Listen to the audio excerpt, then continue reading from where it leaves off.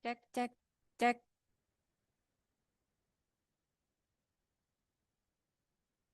Assalamualaikum, Mbak Deka.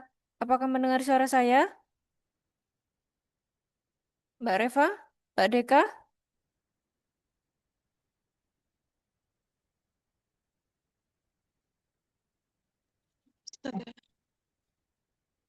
Sudah terdengar, Ustazah. Oke, sudah terdengar. Sudah terdengar, sudah. Oke, oke, kita mulai ya. Bismillahirrahmanirrahim. Assalamualaikum warahmatullahi wabarakatuh. Waalaikumsalam warahmatullahi wabarakatuh. Oke, alhamdulillah Wabarakatuh. ya. On time ya. Thank you for coming ya, Mbak Deka dan Mbak Reva ya. Starting from today, we are going to have a recording ya for the class, yeah.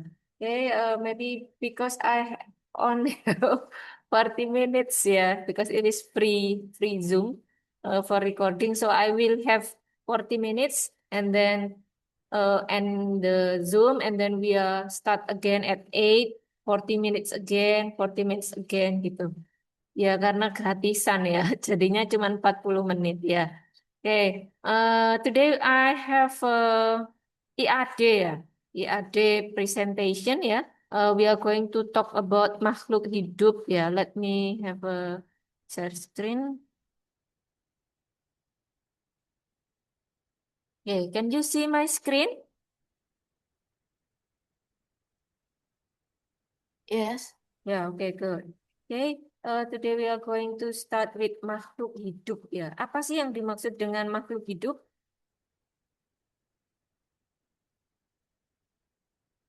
Apa? Makhluk hidup itu ciri-cirinya apa?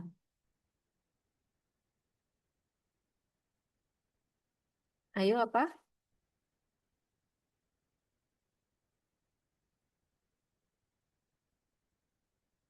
Apa? Ada yang tahu makhluk hidup itu apa?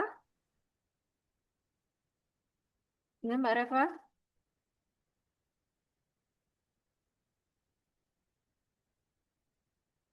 Ya, apa?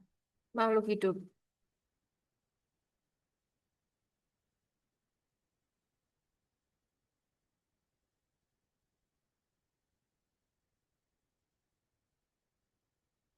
Oke, mengapa disebut makhluk hidup?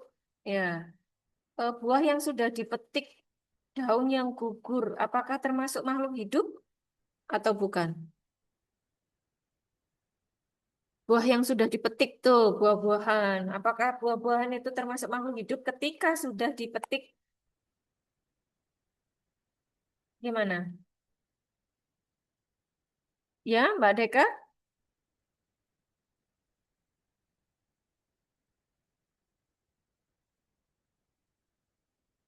Mbak Latifah, apakah mendengar suara saya? Tidak termasuk, sudah. Hah? Termasuk?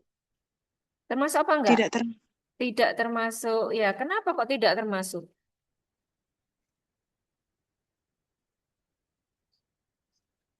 Karena sudah tidak bisa berkembang, Mm-mm.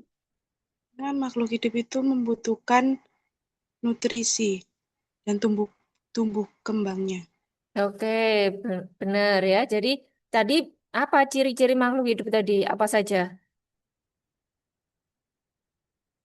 Bernafas, bergerak, Bernafas, berkembang biak, berkembang biak, sama peka terhadap rangsangan, sudah. Dan oke, ya, memerlukan zat oke, peka terhadap rangsangan, bisa bergerak, terus apa lagi? bisa mengeluarkan zat sisa. Bisa mengeluarkan apa? Zat sisa atau ekskresi, sudah. Oke, ekspresi. Ini ya, Mbak Deka dulu jurusan IPA ya? Iya, sudah. Oke, Masya Allah. Jadi detail sekali ya. Tapi eh, ya, nah makhluk hidup itu ciri-cirinya adalah yang utama adalah tumbuh, berkembang. Ya benar sesuai yang disampaikan oleh Mbak Deka. Oke, luar biasa sekali. Terima kasih Mbak Deka. Oke, kemudian yang kedua, lilin yang menyala itu termasuk makhluk hidup atau bukan? Lilin yang menyala itu termasuk makhluk hidup atau bukan? Lilin kan dia bergerak. Apakah termasuk makhluk hidup? Bukan, Ustazah. Bukan. Kenapa kok bukan makhluk hidup? Karena lilin tidak memiliki ciri kehidupan lainnya. Oke, Masya Allah. Terima kasih Mbak Deka ya, luar biasa. Ya, benar ya. Lilin memang bisa bergerak, tapi dia tidak bernafas ya. Oke. Nah, ini ciri-ciri makhluk hidup tadi ya, benar. Mbak Deka tadi menyebutkan apa aja, Ren? Bernafas, butuh nutrisi, peka, ya, mengeluarkan zat sisa. Loh, betul semua ya. Selamat ya, berkembang biak, tumbuh dan berkembang, bergerak. Jadi ini harus apa dipenuhi ya. Tapi kalau bisa bergerak tapi nggak berkembang biak itu bukan makhluk hidup. Oke. Ada yang ditanyakan sampai sini? Apakah ada makhluk hidup yang tidak mengeluarkan zat sisa? Ada nggak?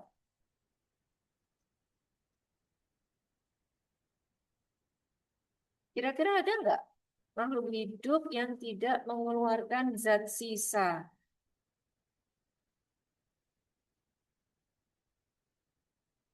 Ada apa enggak? Kalau zat sisanya tumbuhan apa?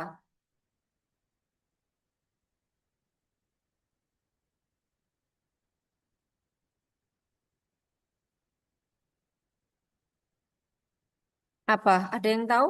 Zat sisanya tumbuhan?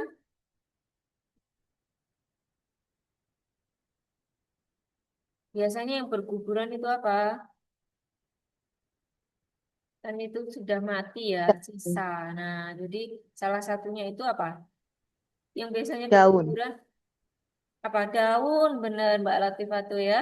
Daun, apalagi selain daun yang kita hirup, oksigen, nah oksigen. Itu kan tumbuhan penyerap apa? Tumbuhannya menyerap apa? apa Karbon sudah? dioksida.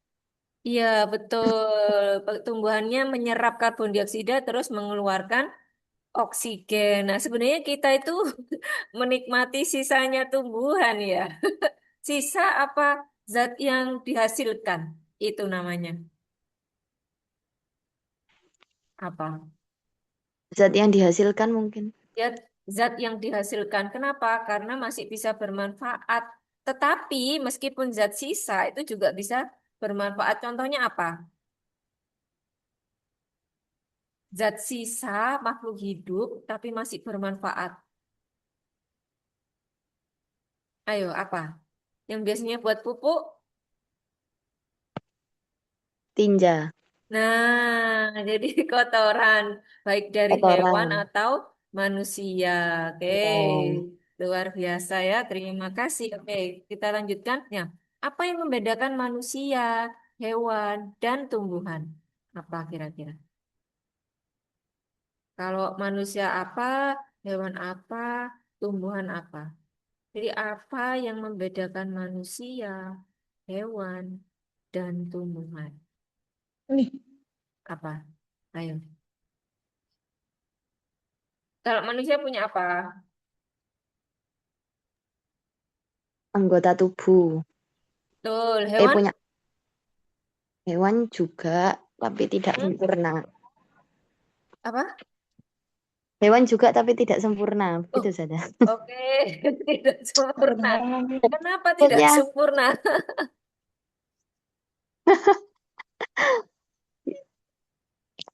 ya ada yang kakinya 4, tapi nggak punya Oh, tangan. Kan begitu saja. oke, ada yang nggak punya tangan. Berarti yang sempurna itu punya tangan dan punya kaki. Terus Ya, ular, berarti menurut nggak saya. sempurna dong dia kasih ya, nggak punya kaki. Ular, Oh, mungkin kaki. akal-akal. Nggak punya akal kalau Ah, betul hewan. sekali. Nah, manusia punya akal, sedangkan hewan Akal. tidak. Oke, Ya. luar biasa. Oke, gimana kalau tumbuhan? Dia nggak punya kaki, dia nggak punya tangan, tapi tetap hidup. Apa? Gimana? Kalau hewan, apa ya? Kalau tumbuhan. Oh ya, tumbuhan.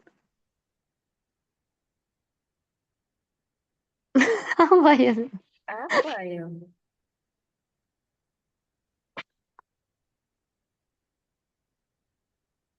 Mereka bisa hidup hanya dengan cahaya matahari. Mm-mm. Tuh, kalau mataharinya nggak ada mati dia.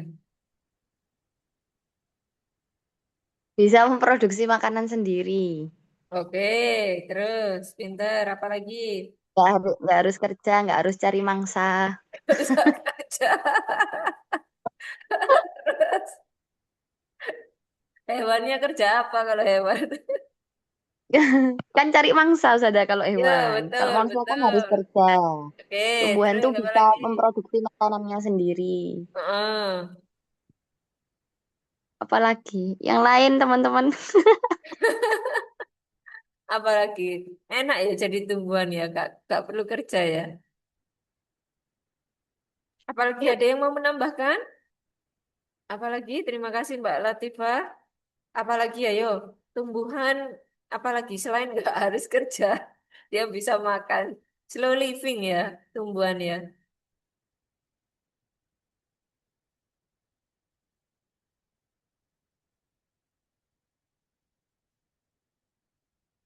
Oke, oke. Kita lanjut ya. Jadi sel hewan dan sel tumbuhan ya. Sel hewan dan sel tumbuhan. eh ini kalau tumbuhan ini ada seperti ini ya. Ini kalau hewan seperti ini. Nanti saya kirim ya PPT-nya. Nanti YouTube-nya bisa dilihat setelah ini. Oke.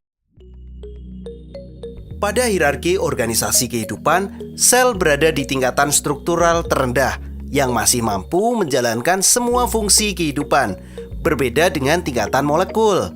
Sel mampu melakukan regulasi terhadap dirinya sendiri, memproses energi, tumbuh dan berkembang, tanggap terhadap lingkungan, serta melakukan reproduksi untuk melestarikan jenisnya. Ini adalah sel.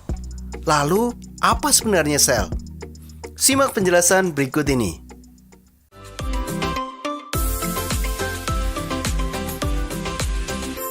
Jangan lupa subscribe channel Mr. Klik agar rekan-rekan mendapatkan update video pembelajaran, tutorial, dan sekilas tentang perkembangan dunia pendidikan.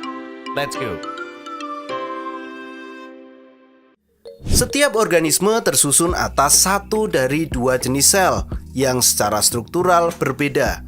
Kedua jenis sel tersebut adalah sel prokariotik dan juga sel eukariotik.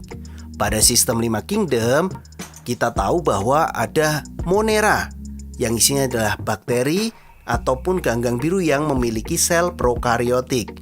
Berbeda dengan yang protista, jamur, tumbuhan, dan hewan yang semuanya terdiri atas sel eukariotik. Kita perlu tahu bahwa sel prokariotik itu adalah sel yang memiliki nukleus atau inti selnya, tetapi di dalam inti sel itu tidak diselubungi membran inti.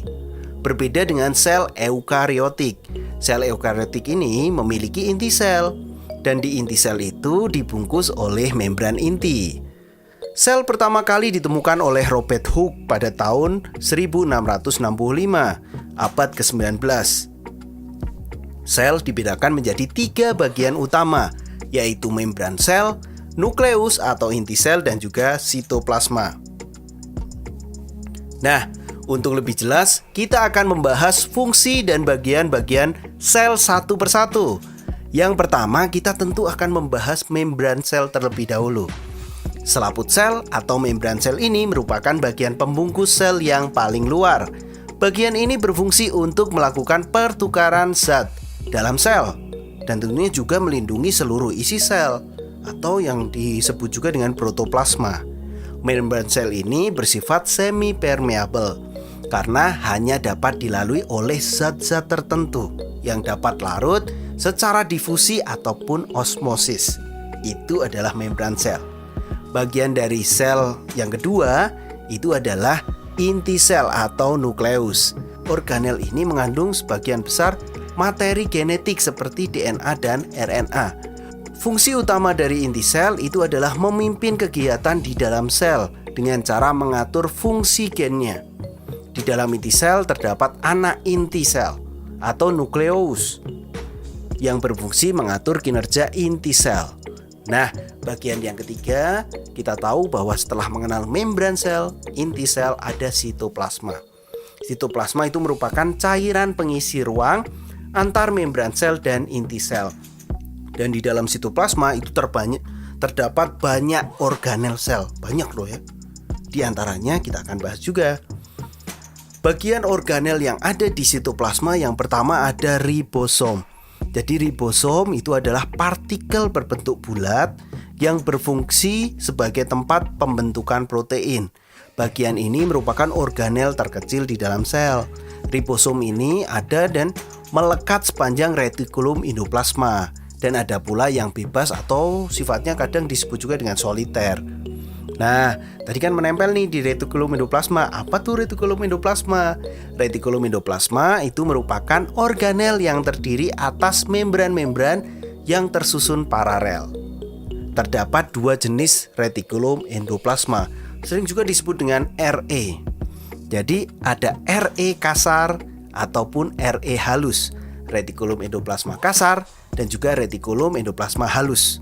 Fungsi retikulum endoplasma selain sebagai tempat meletaknya ribosom tadi juga untuk melakukan sekresi protein dan juga sekresi lemak.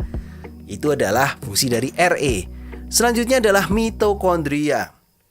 Mitokondria mengandung enzim yang dapat melepaskan energi dalam bentuk makanan pada proses respirasi sel. Ingat, respirasi sel. Sehingga mitokondria sering disebut juga dengan powerhouse atau pabrik energinya. Setiap mitokondria mempunyai dua lapis membran, yaitu membran dalam dan membran luar. Membran dalam pada mitokondria berbentuk lipatan yang disebut kristal. Fungsi utamanya mitokondria itu sebagai tadi apa? Respirasi sel. Mitokondria respirasi sel. Selanjutnya ada badan Golgi. Jadi badan Golgi disebut juga dengan aparatus Golgi. Kadang muncul teks yang namanya aparatus Golgi. Berbentuk tumpukan kantong tipis. Organel ini berfungsi untuk sekresi sel karena bekerjanya itu seperti ginjal. Badan Golgi seperti ginjal. Selanjutnya ada vakuola. Vakuola adalah rongga sel yang berisi cairan. Bagian sel ini sering ditemukan dalam sel tumbuhan daripada sel hewan, jadi lebih banyak di sel tumbuhan. Vakuola dibedakan juga menjadi dua, ada vakuola makanan dan juga vakuola berdenyut. Kalau vakuola makanan itu fungsinya untuk pencernaan ya. Kalau vakuola berdenyut itu berfungsi untuk alat pengeluaran. Itu bagian-bagian utama. Kalau bagian utama 3 tadi ada membran, inti sel dan sitoplasma. Di dalam sitoplasma ada organel-organel selnya. Nah, ada beberapa hal yang perlu sahabat ketahui tentang sel tentunya. Sel itu merupakan unit terkecil kehidupan. Di dalam sel terdapat alat penyusun sel atau organelnya ya. Namun organel tersebut tidak disebut sebagai unit terkecilnya sebab organel tidak bisa hidup sendiri. Jadi yang bisa itu adalah satu kesatuan selnya, bukan organelnya ya. Makhluk hidup bersel satu itu juga dapat hidup mandiri loh. Ada loh makhluk hidup bersel satu dapat mencukupi kebutuhan hidupnya. Itu seperti membutuhkan energi, mineral dan sebagainya. Itu dengan satu sel saja. Umumnya sel berukuran mikroskopis kecil. Namun perlu sahabat tahu bahwa ada yang ukurannya besar atau makroskopis. Contohnya adalah telur burung onta. Besar kan itu satu sel. Ataupun sel saraf jerapah. Sel saraf jerapah itu ada yang panjangnya hampir lebih dari 1 meter. Unik ya sahabat ya. Nah sahabat juga wajib tahu nih tentang perbedaan sel hewan dan sel tumbuhan. Tadi kan secara umum nih. Jadi ada pembahasannya, ternyata beda loh sel hewan dan sel tumbuhan. Perbedaannya di mana ya? Perbedaannya sel hewan dan sel tumbuhan itu ada banyak sebenarnya. Tapi kalau perbedaan itu bisa dilihat dari bentuk, jumlah organel sel, strukturnya dan juga beberapa. Intinya gini sahabat. Perbedaan sel hewan dan sel tumbuhan yang paling mendasar itu adalah pada dinding sel. Sel tumbuhan itu memiliki dinding sel. Sementara sel hewan tidak memiliki dinding sel. Untuk lebih jelasnya, Mr. Quick akan tampilkan. Berikut adalah tabel daftar lengkap nih. Kalau mau tambah lengkap lagi, cari lagi. Daftar lengkap perbedaan antara sel hewan dan sel tumbuhan untuk lebih mudah dipahami. Sebenarnya masih banyak lagi perbedaannya. Simak sahabat ya, ini adalah tabelnya. Oke, sebelum Mr. Klik mengakhiri penjelasan kali ini, Mr. Klik mau tanya dong. Kira-kira sahabat tahu nggak ya, mengapa pada sel hewan tidak dijumpai dinding sel? Sedangkan pada sel tumbuhan ada dinding selnya. Mengapa sahabat? Sahabat bisa tulis di kolom komentar agar sahabat bisa diskusikan bersama dengan rekan-rekan dan sahabat semua dan bersama Mr. Klik juga. Kenapa ya kalau di sel hewan itu tidak dijumpai dinding sel? Oke, Mr. Klik tunggu ya. Nah, berikut adalah ulasan tentang sel sebagai unit terkecil makhluk hidup. Semoga menambah pemahaman untuk sahabat semua. Bagi sahabat semua yang membutuhkan resume tentunya dapat mendownload di kolom deskripsi. Apabila suka dan menikmati video-video Mr. Klik, jangan lupa like dan share. Dan jangan lupa juga, apa sahabat, subscribe channel Mr. Klik. Semoga video ini bermanfaat. Terima kasih. Dadah.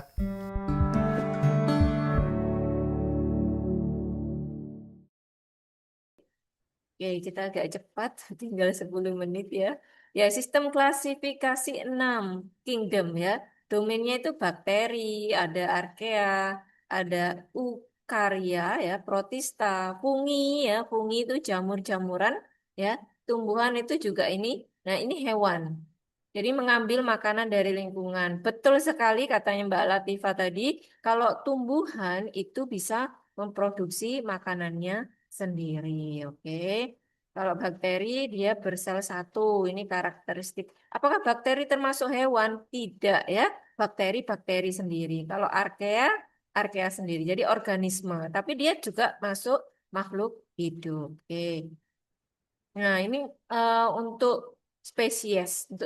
Nanti saya kirimkan PowerPoint-nya, nanti YouTube-nya dilihat ya. Assalamualaikum warahmatullahi wabarakatuh. Halo, selamat datang di kelas daring belajar biologi.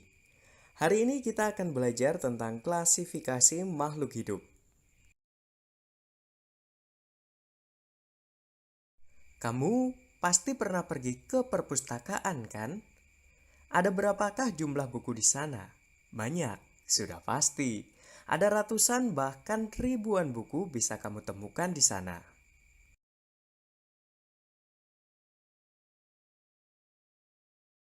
Tapi, pernahkah kamu kesulitan untuk menemukan buku yang kamu cari? Sebanyak apapun koleksi buku di perpustakaan, dengan bantuan pustakawan, kamu bisa menemukan buku yang kamu cari. Kenapa bisa gitu ya? Tentu saja karena koleksi buku yang ada di perpustakaan telah dikelompokkan berdasarkan ketentuan yang sudah ditetapkan. Nah, pertanyaannya, adakah yang tahu berapa banyak jumlah makhluk hidup yang ada di bumi? Wah, agak susah juga ya. Kalau kita ambil contoh hewan, itu saja sudah sangat banyak, mulai dari semut sampai gajah.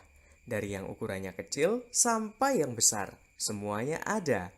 Itu baru hewan, belum tumbuhan. Ada lagi bakteri. Jumlahnya mungkin ada miliaran. Oleh karena itu, makhluk hidup diklasifikasikan atau dikelompokkan berdasarkan persamaan dan perbedaannya.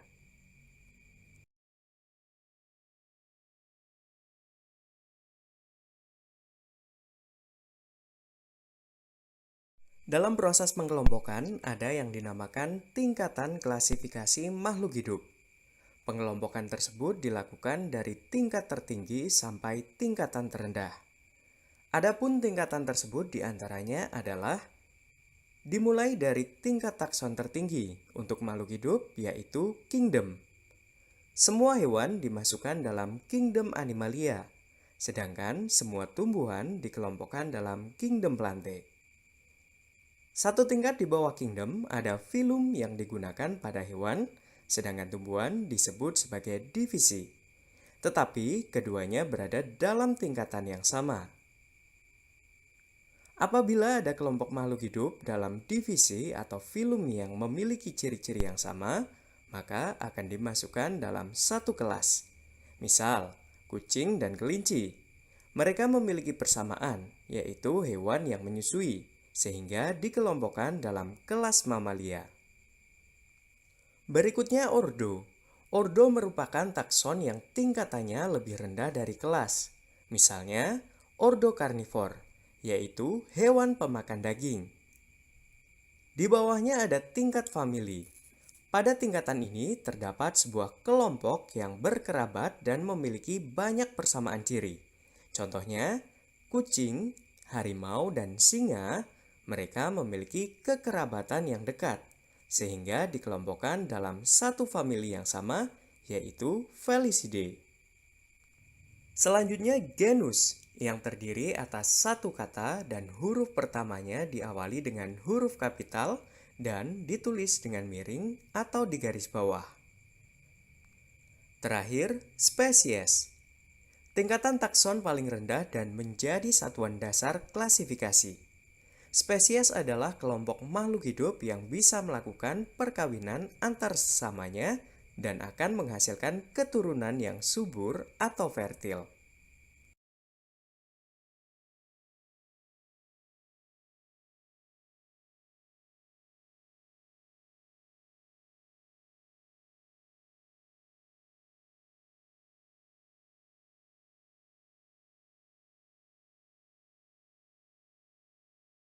Oke, ilmu pengetahuan terus berkembang, termasuk dalam sistem klasifikasi. Pada awalnya, Aristoteles mengelompokkan makhluk hidup menjadi dua, yaitu Kingdom Animalia dan Kingdom Plantae. Pada video kali ini, kita akan membahas sistem klasifikasi 5 kingdom yang dikemukakan oleh Whittaker. Pertama, Kingdom Monera, yang merupakan organisme tertua yang menghuni bumi. Organisme dalam kelompok ini merupakan organisme prokariot atau tidak memiliki membran inti. Contoh dari kingdom ini adalah bakteri. Tetapi pada sistem klasifikasi 6 kingdom, Monera telah dibagi menjadi 2 kingdom, yaitu Archaebakteri dan Eubakteri. Berikutnya kingdom Protista, yaitu organisme eukariotik pertama yang terbentuk dari evolusi organisme prokariot. Contohnya adalah amuba. Pasti kalian sudah sering mendengar nama makhluk yang satu ini. Jadi, amuba itu adalah kelompok protista. Selanjutnya, kingdom fungi atau jamur. Sekilas, bentuknya hampir mirip dengan tumbuhan. Tetapi, kelompok fungi tidak memiliki klorofil, sehingga dia tidak bisa masuk dalam kingdom Plantae.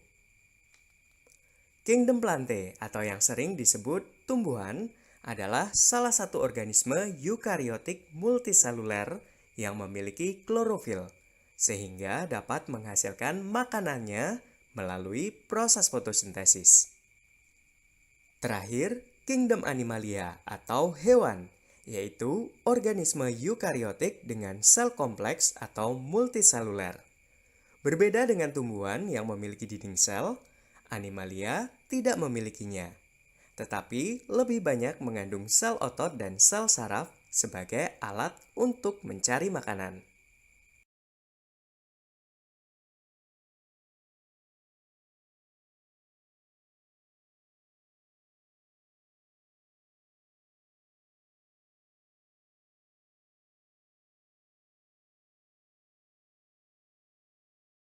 Itu dia pembahasan pembelajaran daring kali ini.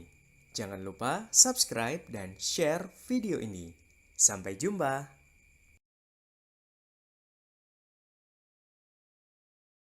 Setelah ini ya, nanti bisa diklik. Oke. Terus ini ada genus, family, ada ordo, terus kelasnya apa, filumnya apa, kingdom, and domain. Nah, kalau integrasinya di dalam Al-Quran ya, ada surah Al-An'am ayat 141. Jadi, dan Allah lah yang menjadikan tanaman-tanaman yang merambat dan tidak merambat, pohon kurma dan tanaman beraneka ragam rasanya, zaitun dan delima. Jadi buah yang lain tuh nggak disebutkan, jeruk, apel nggak ada ya. Yang ada itu zaitun dan delima. Nah, jadi pokoknya makanan-makanan atau hal-hal yang disebutkan langsung itu pasti memiliki spesial ya. Jadi dia merupakan hal spesial. Jadi zaitun itu manfaatnya banyak sekali, delima juga. Dan makanlah buahnya apabila ia berbuah dan berikanlah haknya atau zakatnya. Jadi kalau punya ladang besar itu kan harus dizakati ya. Dan pada waktu memetik hasilnya. Dan tapi janganlah berlebih-lebihan. Sesungguhnya Allah tidak menyukai orang yang berlebih-lebihan. Oke. Terus kemudian ada lagi surat Al-An'am ayat ke-142 tentang hewan ya. Dan di antara hewan-hewan ternak itu ada yang dijadikan pengangkut beban seperti apa? Sapi, kerbau, apa lagi? Kuda ya, keledai, kuda, keledai. Kemudian ada yang disembelih. Makanlah rezeki yang diberikan Allah kepadamu dan janganlah kamu mengikuti langkah-langkah setan. Sesungguhnya setan itu musuh yang nyata. Oke, oke. Dah itu insya Allah saya kirim. Ya, ada yang mau ditanyakan teman-teman?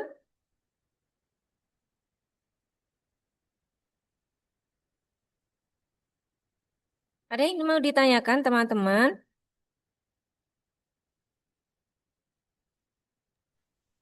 Cukup Ustazah, Oke, tidak. jadi apakah ada yang mau presentasi untuk metodologi pembelajaran hari ini?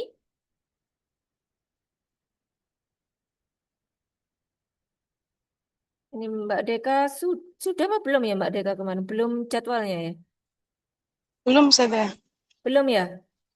Mau Ya, presentasi hari ini apa nanti tanggal? kayaknya nanti Ustazah, soalnya partner saya juga hari ini nggak bisa itu. Ada acara katanya di pondoknya. Oke, Mbak Deka mau presentasi sendiri? Itunya apa? Yang ngerjain PPT-nya di partner saya satunya Ustazah.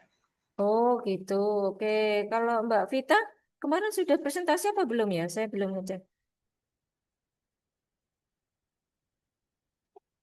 Belum saya, Oke, Mbak Vita mau presentasi kapan? karena belum siap, jadi tanggal 25 itu sudah. Oh, tanggal 25. Tanggal 25. Oh, oke, oke, oke, oke. Ya, kalau Mbak Latifah tuh sudah presentasi apa belum ya? Sudah Ustazah. Oke, sudah. Oke, nanti kita ketemu lagi jam 8 ya. Nanti saya memberikan materi lagi sedikit. Gitu ya. Hari ini sedikit, sedikit, sedikit, tapi beberapa kali. Ya, nanti gabung lagi jam 8. Terima kasih semuanya. Wassalamualaikum warahmatullahi wabarakatuh. Waalaikumsalam. Waalaikumsalam warahmatullahi wabarakatuh. Warahmatullahi wabarakatuh.